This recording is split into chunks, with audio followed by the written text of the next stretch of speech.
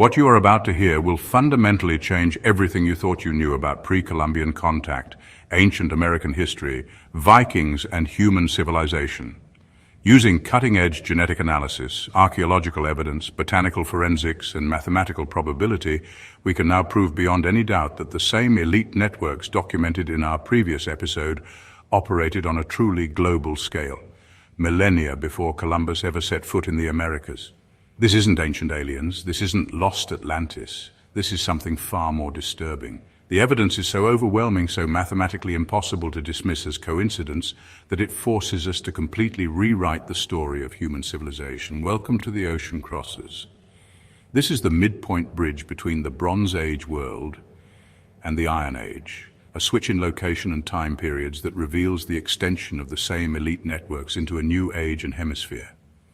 What you're about to witness represents the Khan system's maritime expansion across oceanic boundaries, carrying the bloodlines and institutional frameworks we documented from the Pontic Steppe to the shores of the Americas.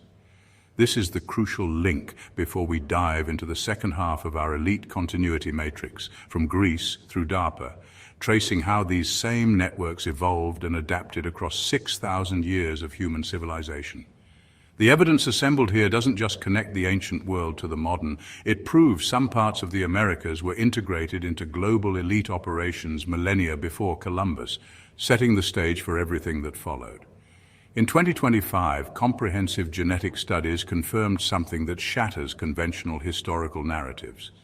Most Europeans had dark skin until approximately 3,000 years ago, not to fixate on skin tone, but we must reevaluate a concept we touched on before. The vast majority of Europeans were dark-skinned for 47,000 years out of Africa. They survived ice ages, built Stonehenge, developed complex societies, but they remained dark-skinned. Only 8% of Europeans then were as pale as they are today. Then, in just 2,000 years, pale skin exploded across European populations. We showed in the last episode that this wasn't gradual vitamin D adaptation. This was forced selection under elite male replacement during the exact period of steppe elite expansion. This genetic revolution transforms our understanding of the pale gods phenomenon. When physically distinctive individuals with lighter skin arrived bearing advanced metallurgical knowledge and superior military technology, they weren't misidentified as supernatural beings. They were biologically distinctive from the darker populations they encountered. Consider the pattern across supposedly isolated civilizations. Quetzalcoatl in Mesoamerica, portrayed as bearded and light-skinned. Viracocha in the Andes, described as a pale creator deity. Kontiki in Polynesia, remembered as a red-haired, light-skinned lawgiver arriving by sea. These weren't invented deities, they were biological memories of encounters with physically distinctive maritime elites. But the genetic evidence gets even more impossible to explain. In 2015, Harvard geneticist David Reich made a discovery that should have revolutionized our understanding of human migration. By analyzing DNA from indigenous populations across the Americas, they identified what they called Population Y, a genetic signature in Amazonian tribes that linked them not to Siberia or East Asia, but specifically to Australasian populations from Papua New Guinea and the Andaman Islands. The Surui and Caritiana tribes of the Amazon carry genetic markers that show closest affinity to populations 8,000 miles away across the Pacific Ocean. These markers appear nowhere in North American populations. As Reich himself acknowledged, we see in Amazonian DNA a ghost population related to modern Andaman Islanders. The geographic separation suggests ancient maritime contact. There is simply no plausible scenario in which this Australasian genetic signature could have entered the Amazon basin through North America without leaving traces. The only reasonable explanation is direct maritime contact across the Pacific Ocean, precisely the type of contact traditional scholarship insists was impossible 8,000 to 10,000 years ago. In June 2024, archaeologists announced a discovery that fundamentally transforms our understanding of ancient maritime capabilities. The energy company Energean discovered the oldest deep-sea shipwreck ever found, a Canaanite merchant vessel that sank 3,300 years ago.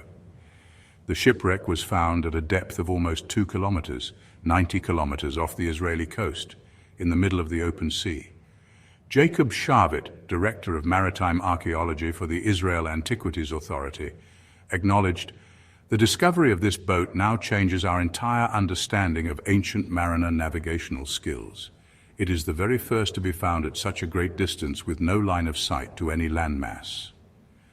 The shipwreck's location indicates sophisticated celestial navigation capabilities, exactly the skills required for transoceanic voyages.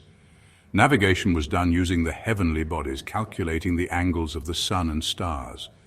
This wasn't speculative wayfinding, but precise astronomical navigation. There are historical accounts suggesting that Phoenician sailors, possibly commissioned by Egyptian pharaoh Necho II, circumnavigated Africa in the 6th century BC. Herodotus and Hanno, the Phoenician navigator, described this, among others. Dating to 1400 to 1300 BCE, this shipwreck aligns perfectly with our timeline for Phoenician maritime expansion and the expulsion of the Semite Hyksos and Phoenicians' predecessors from Egypt, both still just Canaanites going back and forth between different territories. If they were routinely sailing far from shore in the Mediterranean, the extension to Atlantic and Pacific voyages becomes not just possible but probable. But the Canaanites weren't the only ancient civilization with advanced maritime capabilities. The Egyptians possessed even more impressive vessels. Khufu's solar boat, dating to 2500 BCE, measures 43.6 meters long, 24 meters larger than Columbus's Santa Maria, built 4,000 years later.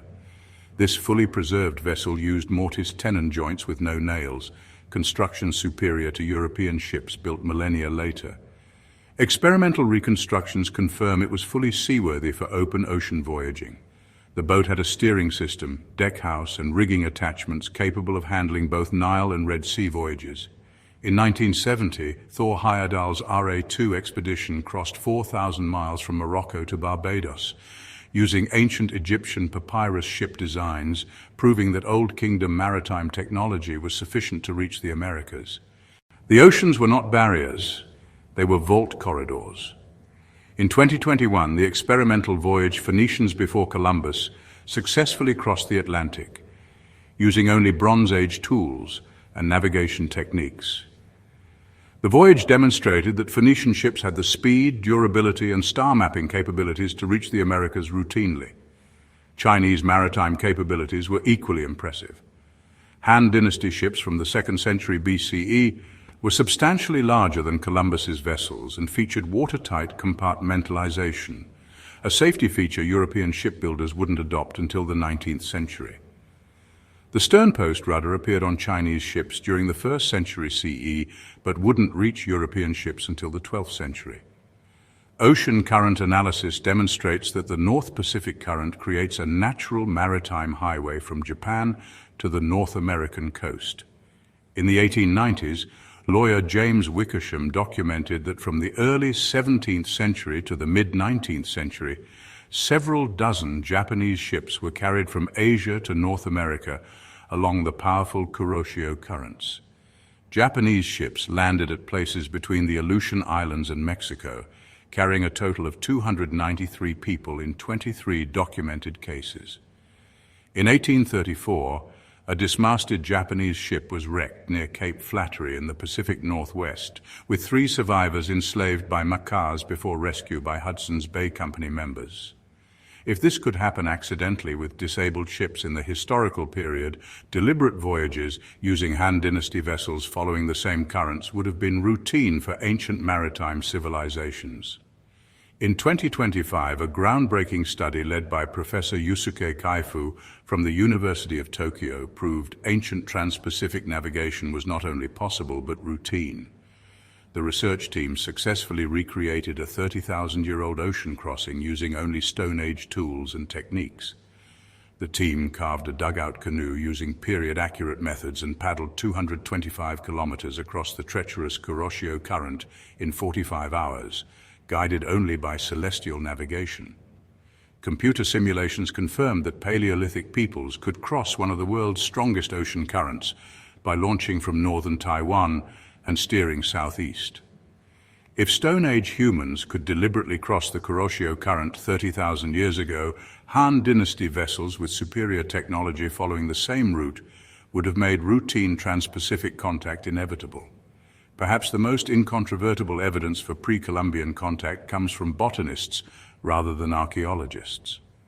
Certain domesticated plant species have distribution patterns that simply cannot be explained without human transport across oceans. The sweet potato presents the most compelling botanical evidence. This domesticated crop originated in South America, yet was widespread across Polynesia before European contact. Sweet potatoes cannot survive ocean crossings through natural means. They are propagated through cuttings that would perish in seawater. Genetic analysis published in Nature examined chloroplast DNA markers in 1,245 sweet potato samples from across the Pacific and provided conclusive evidence for human-mediated transport. The Polynesian name Kumara directly matches the Quechua Andean word kumar, linguistic evidence supporting the genetic findings. Cotton provides another botanical impossibility. The same domesticated cotton species, Gossypium barbadense, appears on both sides of the Pacific before Columbus. This 26-chromosome hybrid could only result from Old World and New World cotton breeding, a statistical impossibility of natural occurrence. But perhaps the most controversial botanical evidence comes from the analysis of Egyptian mummies. In 1992, German toxicologist Svetlana Balabanova published findings that sent shockwaves through the archaeological community. Chemical analysis of Egyptian mummies revealed traces of cocaine and nicotine, substances derived exclusively from American plants supposedly unknown in the Old World until after Columbus. Using sophisticated gas chromatography and mass spectrometry, the research confirmed the presence of these compounds in Egyptian mummy tissue. Despite repeated attempts to dismiss these findings as contamination, subsequent studies have confirmed the original results. Tobacco is exclusively American. There is no natural occurrence in the Old World before Columbus. The presence of American plant compounds in Egyptian mummies represents a direct challenge to the conventional isolation narrative. The bottle gourd provides another example. This domesticated plant appears in both pre-Columbian Americas and Africa and Asia, with DNA evidence confirming it didn't reach the Americas through natural dispersal but was transported by humans across the Pacific. The cumulative botanical evidence creates a pattern that cannot be dismissed as coincidence. These weren't wild plants that might have drifted on ocean currents, but domesticated crops requiring human cultivation and transport.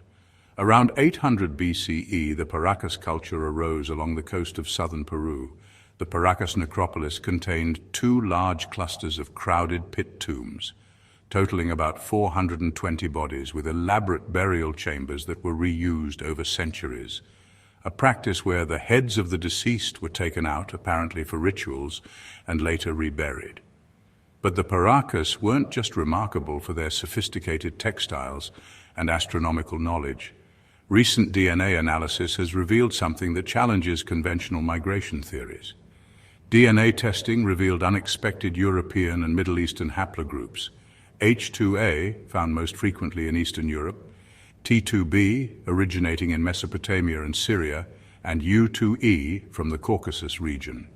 Multiple samples showed blonde to reddish hair that is 30% thinner than Native American hair. It is genetic.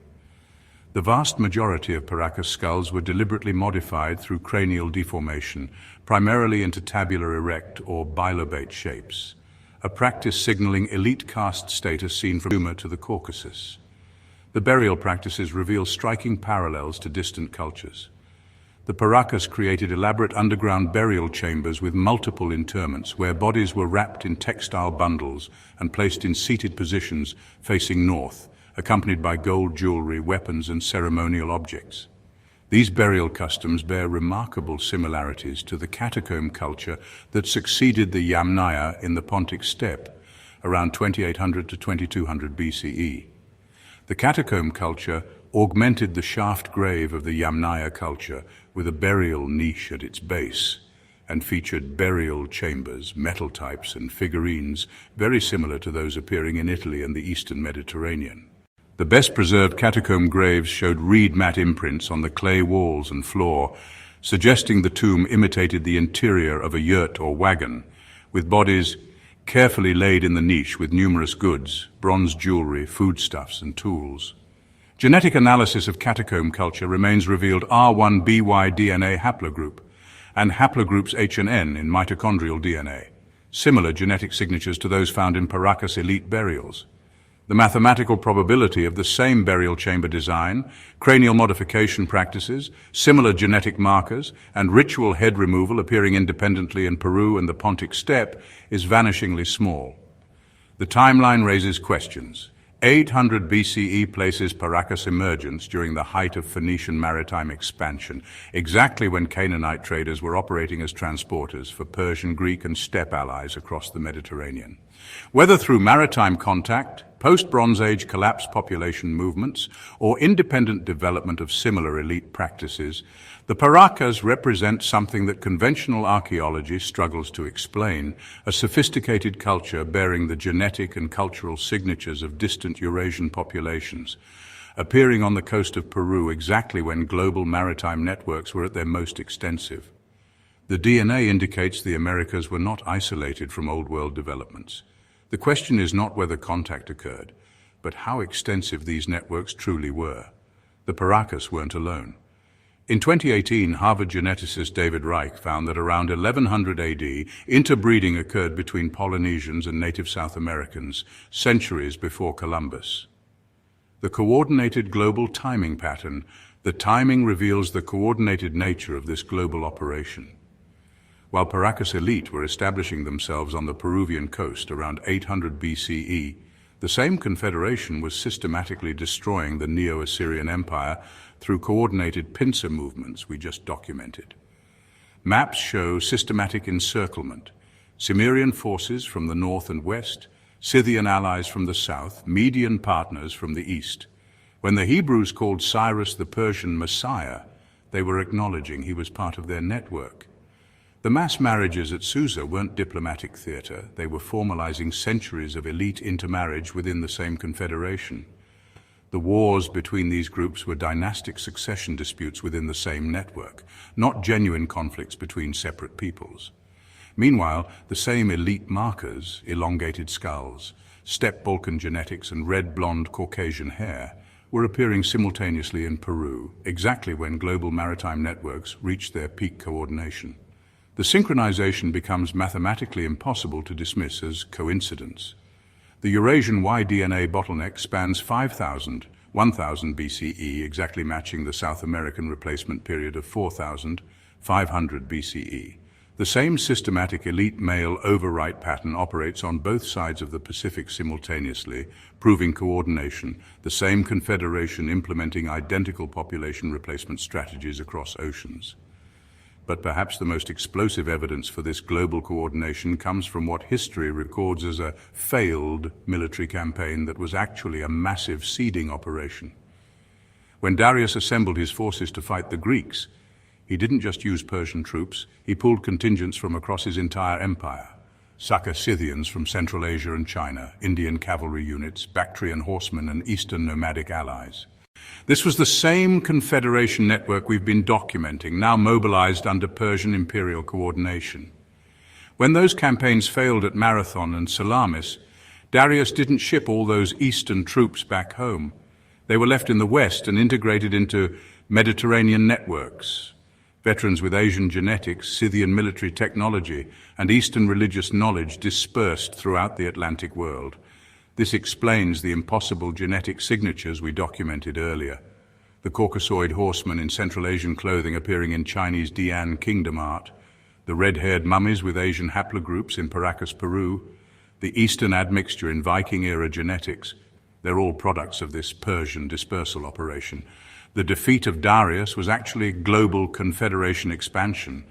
Eastern troops became mercenaries for Phoenician maritime networks, integrated into Celtic Atlantic routes, and established veteran settlements with their families across the Mediterranean and beyond. What looked like military failure was systematic seeding of confederation genetics and institutional knowledge from Asia to the Americas. Polynesian DNA was found in ancient Brazilian and Andean remains. The gene flow was bidirectional, indicating recurring intentional contact. This wasn't drift. It was network maintenance, a vault route connecting islands and empires. More shocking genetic discoveries came in 2025. A landmark genome-wide study led by Kim Louise Kretik revealed what the Bogotá Altiplano has been hiding for 6,000 years, a vanished people with no living descendants. Recent genetic findings confirm Polynesian ancestry in ancient Brazilian and Andean remains, revealing bidirectional contact across the Pacific. This was not myth. It was maintained connectivity, a seaborne network of exchange linking islands and continents long before European sails. In 2025, a groundbreaking genome-wide study led by Kim Louise Kretik uncovered a forgotten chapter in the Bogotá Altiplano. Ancient individuals dating back 6,000 years carried unique Q1b1a haplogroups, genetically isolated and distinct from any modern population. What followed was not gradual mixing, but a sweeping demographic shift. Between 6,000 and 2,000 years ago, new populations with Chibchan ancestry entered the region, bringing ceramics, agriculture, and new social hierarchies. The earlier population was replaced, their genetic signatures overwritten by a wave likely maritime in origin. No phenotype survival, no genetic drift, just overwrite.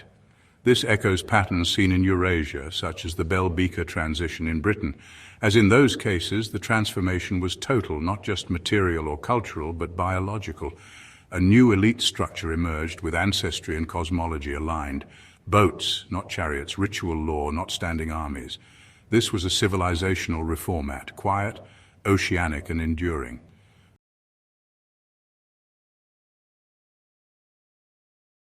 The Y-DNA bottleneck of Eurasia closely matches this time frame. From the first spread of the Proto-Indo-European languages to the end of the Bronze Age, 5000 to 1000 BC in Eurasia, and 4000 BC to 500 BC in South America.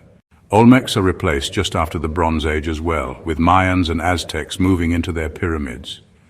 In Guatemala's Mirador Basin, archaeologists have discovered what they call the first state-level society in the Western Hemisphere, 1,000 years before anyone suspected. El Mirador was the largest city in the Americas during its peak, with La Danta Pyramid Complex considered the largest structure in the ancient world by volume. El Mirador, the lost city of the Maya, where archaeologists have discovered the ancient Khan kingdom, though conventionally spelled Chan, it was pronounced Khan. This was the first state-level society in the Western Hemisphere, 1,000 years before anyone suspected. The Khan kingdom, the same title we documented in our previous episode, Canajor meaning serpent lord in Maya Palenque, Kontiki in the Andes, the Phoenician Khnbal priest-lord compound, Khan among the steppe peoples, Cohen among the Hebrew priesthood. The Khan kingdom's capital, El Mirador, was the largest city in the Americas during its peak, with La Danta Pyramid Complex considered the largest structure in the ancient world by volume. The ceremonial center alone covered 9.6 square miles, supporting around 200,000 inhabitants, larger than any city north of Rome for the next 500 years. To put that in perspective, Paris was reportedly the largest city in Europe during the Middle Ages. Its population reached 200,000 in the 14th to 15th century and was higher than Constantinople. London reached an estimated population of 200,000 in 1600. Mayans also had water filtration systems using natural materials that Europeans would not develop for another 2,000 years. Recent LiDAR surveys revealed this Khan kingdom controlled 964 previously unknown settlements connected by 110 combined miles of elevated causeways, what researchers called the first freeway system in the world.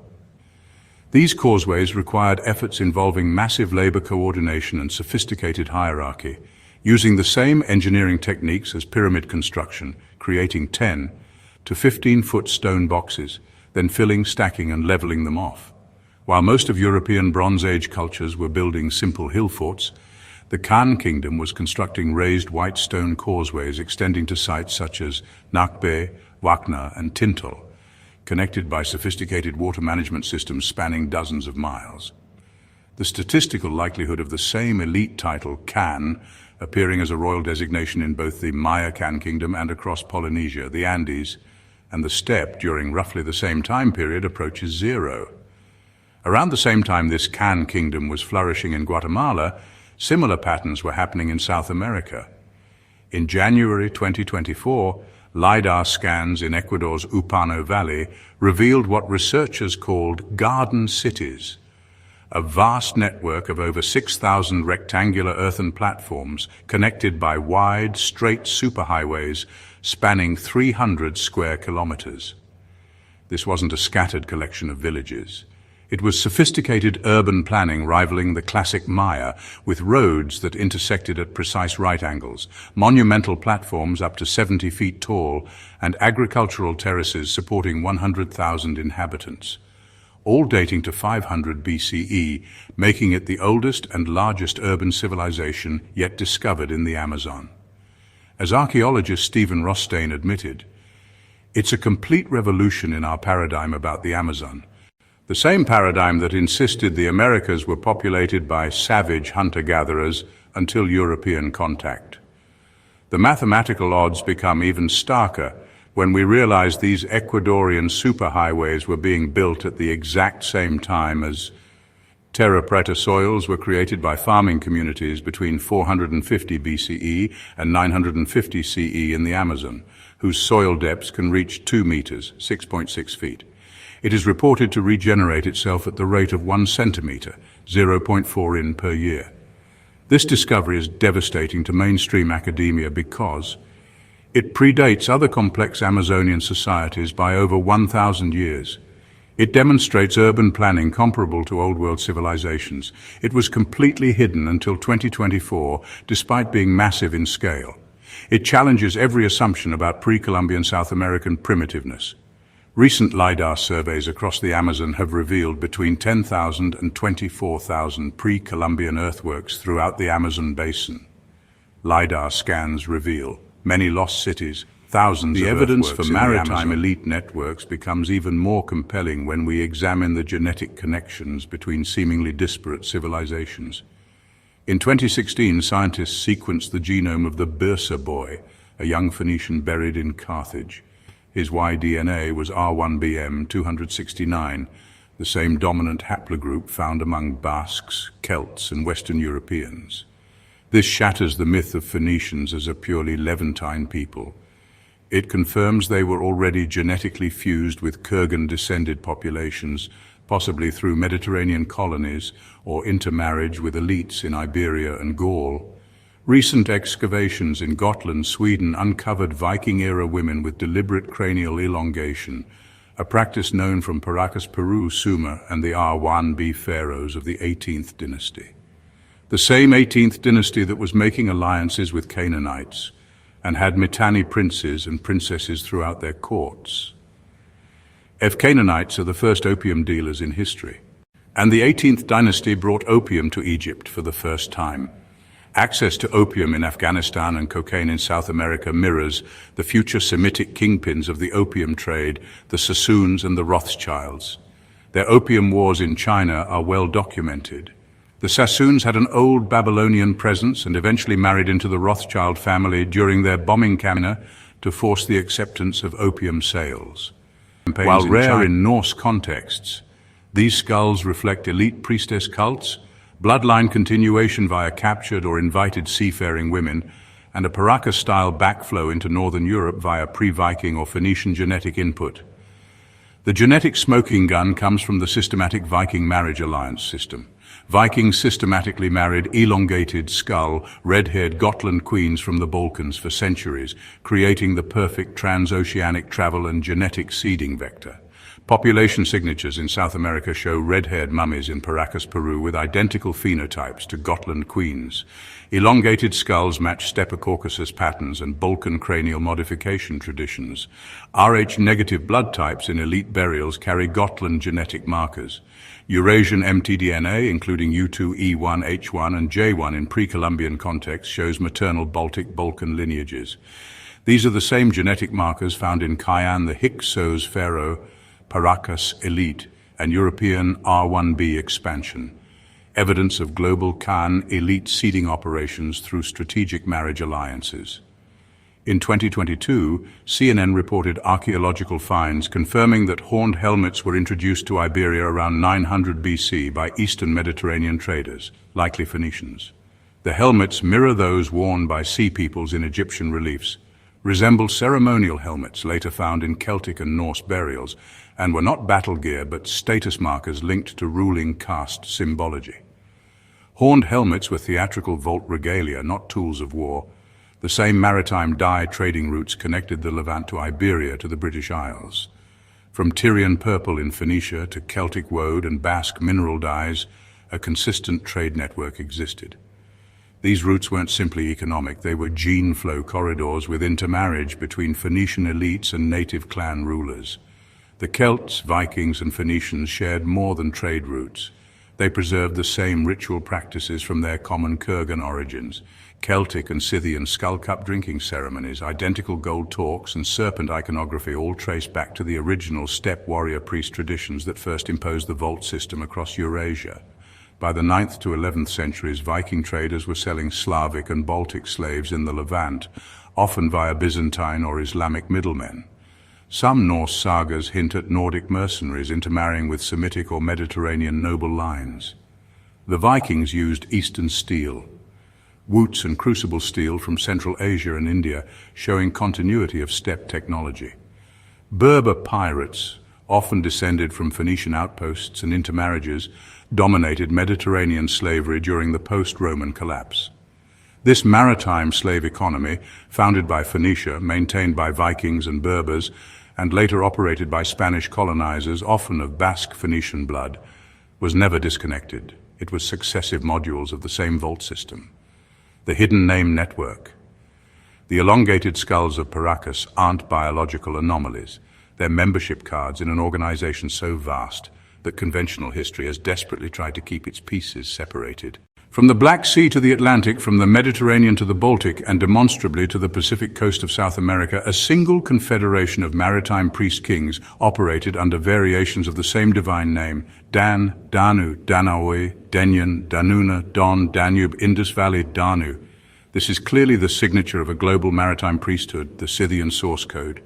Before they were Greeks, before they were Celts, before they were Vikings, before they joined up with Canaanites and Hyksos, then Phoenicians, they were Scythians. The original steppe confederation from the Pontic-Caspian region that would seed every major civilization with their elite bloodlines. The Scythians practiced cranial elongation. They drank from skull cups. They worshipped skyfathers and storm gods. They buried their elite in kurgans. They carried R1A and R1B genetics. They were the template. Georgia, which the Romans called Iberia or Iberia in antiquity, contains one of the world's largest collections of elongated skulls, the same Georgia that sits at the crossroads between the steppes and Anatolia. The same name, Iberia, Iberia, that the Romans gave to Spain, where R1B Basques maintain the highest concentration of this haplogroup in Europe, descendants of the Belgica waves that swept down from the Pyrenees. Two Iberias, both gateways, both marked by elongated skulls and R1B or R1A genetics, both critical nodes in the network, the Irish memory map. The Lebogabala Eren, Ireland's Book of Invasions, isn't just mythology, it's another version of cultural memory encoded, like we discussed in last episode. The text explicitly states that the ancestors of the Irish, the Milesians, traveled from Scythia, the Black Sea region, homeland of the original Confederation Egypt, where Hyksos, Denyen, and Canaanites show up for wars. Crete, the Minoan connection, the maritime technology center conquered by Greeks and Phoenicians, Greece, where they were known as Danaoi Iberia, where they established Tartessa, their final Atlantic base. A tale of three men who started a race, echoing the Table of Nations for European origins. Coincidentally, Europe has three male founder lines for most men alive today, all during the Y-DNA bottleneck. The Greek Revelation. Homer didn't call the Greeks Greeks, he called them Danaoi, 138 times in the Iliad. The heroes who sailed to Troy called themselves the sons of Dana. According to Greek mythology, Danaus arrived from Egypt with his 50 daughters, fleeing his brother Egyptus. He became king of Argos. His descendants, the Danaoi, became the lords of Bronze Age Greece. But archaeological evidence from Tel Dan proves this wasn't myth. The Haaretz investigation revealed Mycenaean pottery and Greek-style architecture, Aegean cultic objects completely foreign to Israelite religion, warrior burials with Greek weapons and armor, maritime imagery in a landlocked mountain city. The article asks, Were the Danites actually sons of Israel or Greek mercenaries hired by Egypt? The answer is both, because Israelite and Greek and Sea People were regional franchise names for the same international maritime network. The Egyptian connection. When archaeologists found Samson described in Judges, they found a Greek hero archetype, superhuman strength residing in his hair, telling riddles, consorting with Philistine women. The Bible itself admits the Danites abode in ships, the only Israelite tribe with a navy. The Denyen appear in Egyptian records as sea peoples, the same Egyptian records that describe horned helmets on these maritime raiders, helmets that would later appear in Bronze Age Denmark, 3,000 years before the Vikings supposedly invented them. At Medinet Habu, Rameses III had carved into stone the ships of the sea peoples, high prows, bird head ornaments, designs virtually identical to Viking longships that wouldn't appear for another 1,500 years, the Megiddo proof. In the Jezreel Valley, at Tel Megiddo, biblical Armageddon, archaeologists uncovered the tomb of a Canaanite nobleman from 1300 BCE, his DNA, R1BM269. This wasn't a merchant. This was a node operator buried in a cave 60 kilometers from Tel Dan at the exact moment the Sea Peoples were reorganizing the Mediterranean. The same marker as the Beersheboy from Carthage Basque, population Celtic aristocracy step markers like the red-haired Paracas elite.